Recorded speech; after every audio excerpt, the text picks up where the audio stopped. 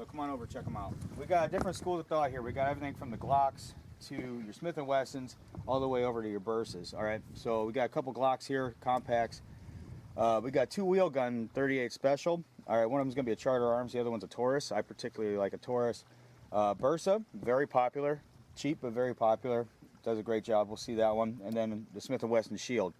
So we're gonna pick these ones up. We're gonna check out how they shoot. We're not really gonna do anything specific today, like doing specific gun reviews or anything like that, but basically showcasing how these things run, how well they fit in your clothing.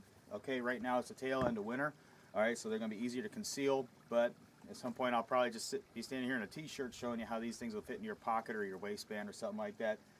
Just basically showing off the difference between the bulkier Glock and then you'll have the thinner profile Shield. All right, so we'll be checking those out. So we're gonna check out the Fat Boy first, okay? So we're gonna have this Glock 26. All right, this is one of the earlier ones. Everybody was popping these in and out. All right, you can easily just stick these in your pocket. Nobody thinks anything of it. It's a little bit heavier. It's a double stack. It's a Fat Boy, but being the compact that it is, it'll just stick right into a pocket. You don't even think twice about it. You get a nice holster for it that'll conceal it really good. You can stick it in your waistband and it disappears without any problem. Even if you just got a t-shirt covering it, it still disappears real good. Now that's the bigger one out of the lot, aside from those revolvers, okay, which we'll get to that in a minute. But just like any of these pistols, these Striker Fire is just one trigger pull, one shot. You get the same trigger pull every time. Now, where you're going to see a difference of that is you're going to have the double singles, the actual double single here, like the Bursa. Your first trigger pull is going to be heavy when you're cocking that hammer, and then everything after that's going to be a single action, okay? So you're going to have a lighter trigger pull on that. We'll get on that in a minute. So anyway, let's see how this Fat Boy does.